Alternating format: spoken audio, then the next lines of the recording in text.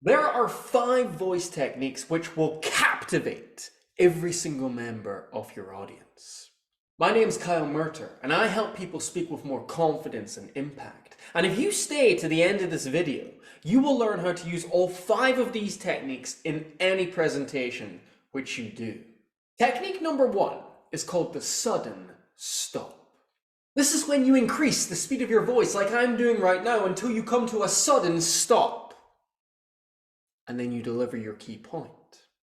And this works really well because increasing the pace creates more energy and momentum in your presentation, and then when you stop, it creates anticipation for what you're going to say next.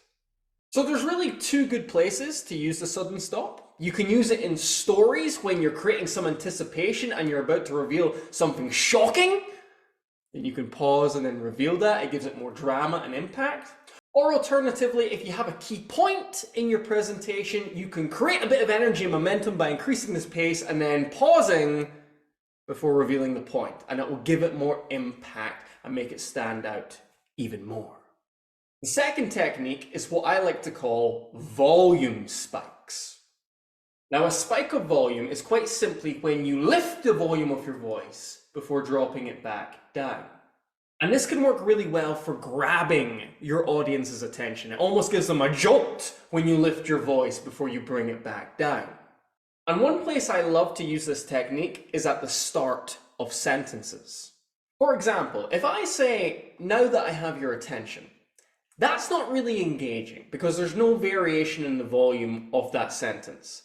But if I say, "Now that I have your attention," that's a lot more engaging because there is that upward spike to begin with, and then that drop back down to a normal level of volume. So think about how you could use spikes of volume in your presentation to grab your audience's attention when you see them switching off. Now, the third technique is very different. I like to call it the secret. And it's not that book about the law of attraction. No, this is when you actually use your voice to draw people in to what you have to say. It's almost like you're sharing a secret. And the way you do this with your voice is by lowering your volume and adding a little bit of breathiness to your tone. This works brilliantly when you're delivering a key point in a presentation, or when you want to create a bit of suspense and mystery in a story. But just be careful not to be using the secret for too long, because if you speak really quietly like this the whole time, people will find it hard to hear you, and it seems a little bit creepy after a while. So just do it for short periods of time. Technique number 4 is called the quick shift. Now, the quick shift is when you change the emotion of your voice very suddenly.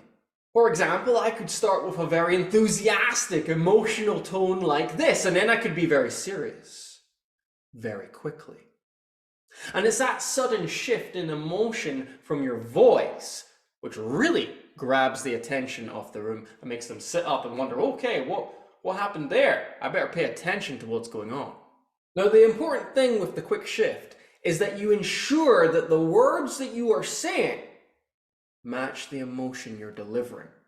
So if your voice starts positive and then moves into being negative or serious, you have to make sure that the start of that sentence is where you're talking about positive things, and then when you move into the end, it's when you're talking about something more serious.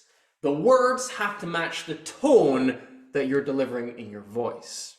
Technique number 5 is the odd pause. Now, the odd pause is a bit different from your normal pause. Most people know that you should pause after you say a key point like this. But we're not looking to do that. We actually want to pause in places which are not too common. For example, one good thing that you can do is actually pause in the middle of a sentence. You see, by pausing in the middle of a sentence, you actually create some anticipation for the audience in terms of what you're going to say next. Now, you have to be careful not to do this too often, otherwise it can seem really clunky and scripted. But if you can find Just those key moments before you're about to deliver something interesting, they can be a really good place to insert a little pause to create that anticipation for what's coming next. Now that you have your 5 techniques, please, I beg you, do not make any of these 5 common speaking mistakes. I see them all the time. These 5 mistakes will actually ruin your presentation. So find out what they are, make sure you don't do them, and also make sure that you're using the 5 techniques we talked about today.